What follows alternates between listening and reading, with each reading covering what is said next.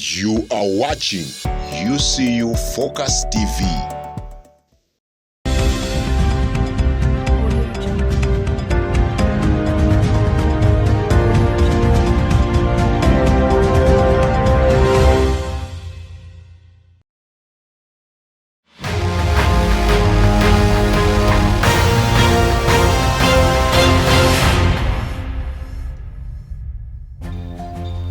We shall not allow convoys and public address systems on campus. This is a statement that concludes the campaign guidelines that were released by the EC before the beginning of the campaigns. One of the youth president candidates, Samantha Mwesiji, was seen with a convoy running through the school. When a statement was released by the EC, she was found not guilty. How is this balanced? This story and more in the news to come. But before we go any further, let's have the headlines.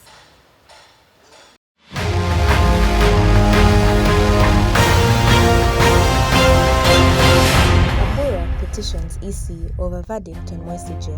We as the students, we deserve an apology from the Electoral Commission because that is misuse of the office. Library successfully holds open access week. School of Law now under renovation. Hello and welcome to this edition of the Media Link News. My name is Aryane Ninsiima. In our top story, the first week in the campaign trail has been marred by controversy following the launch of the Mwesiji campaign. The EC report that came after attracted mixed reactions, as this report underscores. The Electoral Commission has come under scrutiny from some of the students following the ruling that came after presidential hopeful Mwesiji Samantha allegedly violated the electoral guidelines. Like you're looking for a win. Samantha launched her campaigns early this week with a matching fleet of cars after a campaign energizer that was led by popular political mobilizer MC Enrico, who rose to popularity during the last Makerere University Business School campaigns. Samantha Soy! Samantha Soy! Samantha Soy! Like what came out of the EC didn't shock me, because even if it were me, I wouldn't maybe turn down any candidate, because I mean these guys have really put in so much. But rather, I would, me as a person, I wouldn't just make the students' body blind, because it is coming from the students that maybe the rules were breached, which was very evident. So I think me as if I was the EC, I would just come out maybe. I won the different candidates, and then I promise to make a very serious move. I make a very serious move in the next election, if anything of the same matter arises again. After a petition by former presidential hopeful Emmanuel Abura, the EC responded in a letter that Mwesiji was not found guilty and further went on to congratulate her result. I don't know if that letter was just a mistake. And secondly, the draft of that letter really, we as the students, we don't know where it was pointed at, because the letter seemed to be addressed to the Girl presidential candidate, that's Samantha. But at the end of the letter, you find that the letter is again directed to the student body. So like we really don't know if that letter is specifically for the student body or for the candidate. And then considering what has been drafted in that letter, now everything is just a contradiction. Reason being, the EC is trying to defend someone that doesn't want defense. I've said that for one reason. If you see the first letter that the EC released, that talked of that they had summoned the candidate, Samantha, to the Electoral Commission Disciplinary Committee. And they realized that, one, the candidate was stopped by the security. And then the other one, it would say the letter didn't have enough evidence. Now, in reply to that, the candidate replied, which was actually embarrassing the Electoral Commission, the chairman of the Electoral Commission. Seems like the Electoral Commission didn't know what he was talking about. The candidate said she was not summoned by the Electoral Commission. In claims of even other MPs were summoned, she questioned the EC that, who are these people who are summoned? Because her as a candidate, she was not summoned, but rather she was called upon by the DOSA. I also want to put in mind that the EC is an independent body, which is not supposed to be disturbed by any person or any organ in the government. But that doesn't mean that students have been removed from the observation side of it and their rights of knowing what is taking place that have been removed. So I want to just re-echo this, that however much we have been putting to these government positions, at least let us be transparent, because you lose nothing. However much you may be friends, you can't tell me warning we are going to become enemies. Who are they dealing with? Is it an independent body that they're dealing with? By the time you claim to have interacted with the candidate, and then the candidate comes in to embarrass you as a body, as a commission, that we didn't interact with you, how do you really feel? So it's out of that I see the Electoral Commission comes out so boldly with a very high tone, threatening, but those threats really can't work. Reason being, first of all, it's holding a public office, and we must have a say, because all we look at here is democracy, and we want free and fair elections. We tried to seek a formal response from the EC chairman, Bill Clinton, and Messages camp, but our attempts were futile as we couldn't find a response from either side. We as the students, we deserve an apology from the Electoral Commission, because that is misuse of the office. You can't send out a letter that you're passing a communication while threatening the student body who are supposed to be the ones to participate in these elections. The EC's verdict is that Samantha is not guilty, but how she is not guilty is hard to tell, having launched her campaign with a fleet of cars and engaging support outside the bounds of the university. Precious Kanyere, Media Link News. Moving on, the Library Week has concluded with week-long activities that have been geared at increasing awareness of its service. This edition focused on making an expose of the different books attached to the different disciplines. Uganda Christian University has just concluded the annual Library Access Week under the theme Exploring the Library's Hybrid Collection.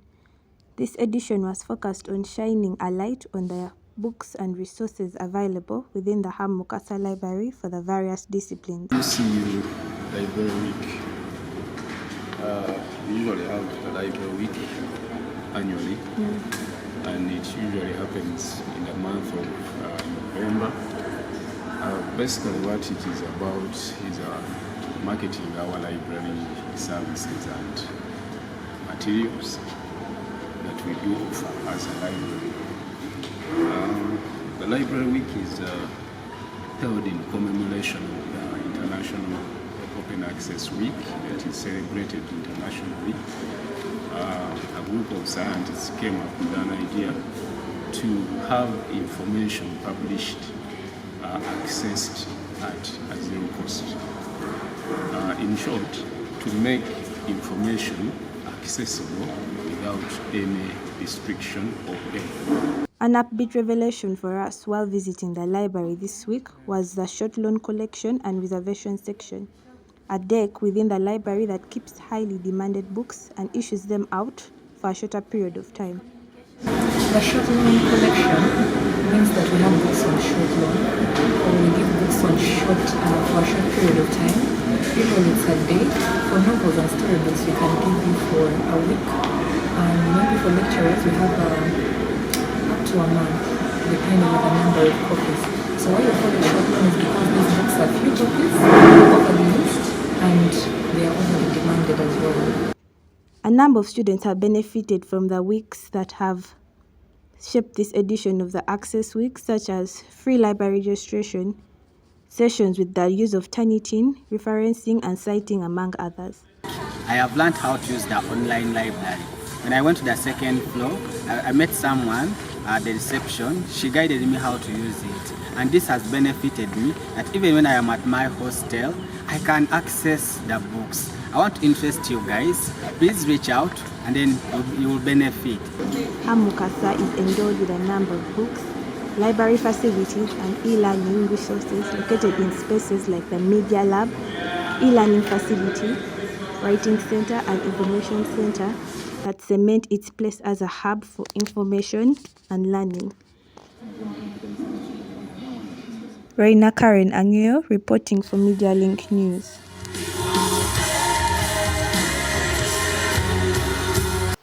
This story will now take us for a short break.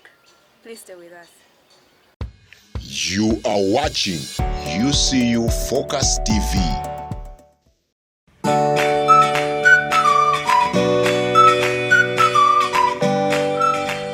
For a long while now, we've had a series of complaints about the governance structures at student levels. Issues like missing marks, accountability, student welfare, security, and the like. But why complain, yet we have the ability to effect the change we need? This month is a month of civic action, and you have the opportunity to vote for your leaders. Leaders who seek to serve before they desire service. Leaders with an understanding of the problems we are currently facing as a student body. My name is Samantha Akankunda Mwesije, and I'm here to remind you that your vote counts. So make sure to vote. My name is Patricia Atim. Make sure you vote. My name is Marvin Moronji. I'm here to remind you to vote. My name is Ajina Precious Gift. I'm here to remind you that your vote counts. Please vote. My name is Luaga Jonelian, and I'm here to remind you that your vote counts. So make sure you vote.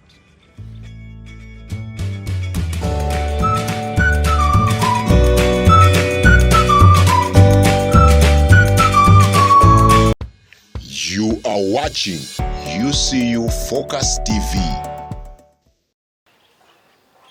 Welcome back from the break. Now, the university is pressing on with the Campus Transformation Initiative, and currently the School of Law building is being renovated. Here are some reactions to the developments. The University Transformation Initiative has taken a lap to the School of Law with renovations currently ongoing to shift the look of its appearance. About 2 weeks ago, the School of Journalism entered its new building, and the School of Law is said to have a similar touch, finished with a beautiful exterior stone wall design. The renovation of law started, I think, 1.5 months ago. It's a full overhaul of the building. We are typically changing the concept of what was originally existing internally, but the external originality of the building is going to stay. The process started with the design, and we had to work in collaboration with the School of Law, the Faculty of Law, the Faculty of School of Law. So to say, then we came up with a concept where the road was turned into offices, has around 6 offices where the dean will stay. Then the existing offices will be turned into a workstation where the staff and lecturers and will sit in an open place, and they can probably meet students and discuss from that area. A number of scholars from the School of Law have welcomed the initiative from the university administration in giving a shift to their home. I'm excited about the development of our School of Law and the renovation of our School of Law. I want to say that I'm excited and about this development because it's going to help us to access new resources and new facilities. Also, it's going to show us that Uganda Christian University, especially the law school, is being developed, which will be better for each student to easily access the resources that people give us. It is a good start. It is something really very commendable.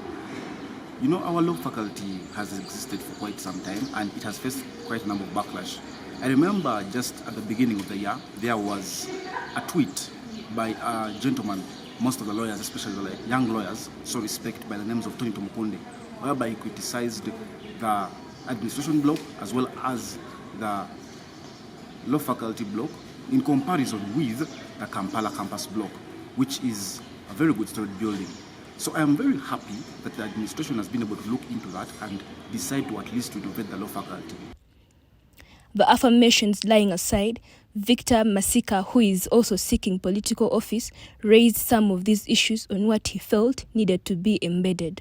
One thing that I would suggest is that at least let them try to incorporate a moot courtroom in that faculty.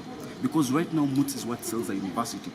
And right now, really, as UCU, it will be very bad for us to be a school that boasts of being multi-award winners, and yet right now, in 4 consecutive years, we don't have any trophy that we have won in moots. But when we have a moot court room, we are able to go there and basically be able to practice.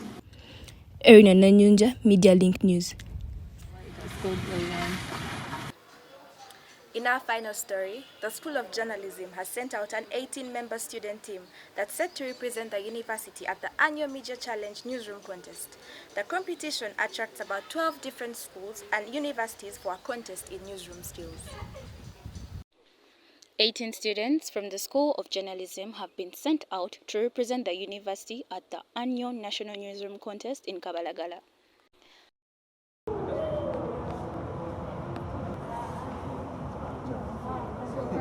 And I know that if there is any hope that we have, it's in you, a young journalist. So my final comment is that the National Newsroom Contest is just one of the programs we have here at the MCI Media Hub and Media Challenge Initiative to provide you with technical skills that will help you to succeed, not just in the media industry, but in life. The students are set to participate in the television competition, where they will have to showcase newsroom skills such as anchoring, reporting, and production. The team from UCU has been training non-stop for 2 weeks and are ready to bring their best work. I am very excited and I take this as a big opportunity, being part of the National Newsroom Contest, as I'm going to participate as the live reporter for Luganda, and I can't wait to see how the day will go. I hope we win.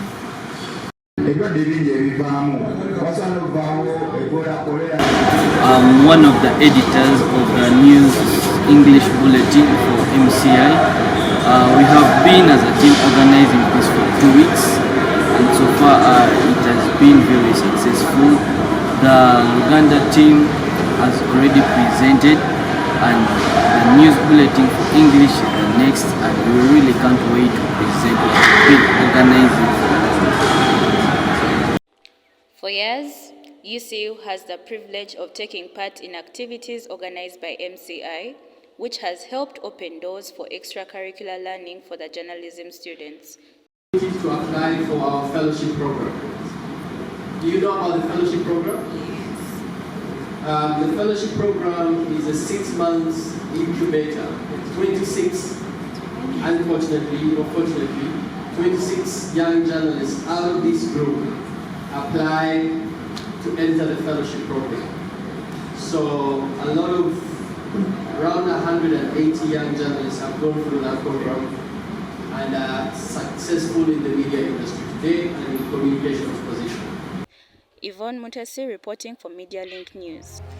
This marks the end of the Media Link News broadcast. Please keep tabs with us on our social media at UCU Focus TV and at Media Link Association. My name is Aryane Ninsiima. See you next week. You are watching UCU Focus TV.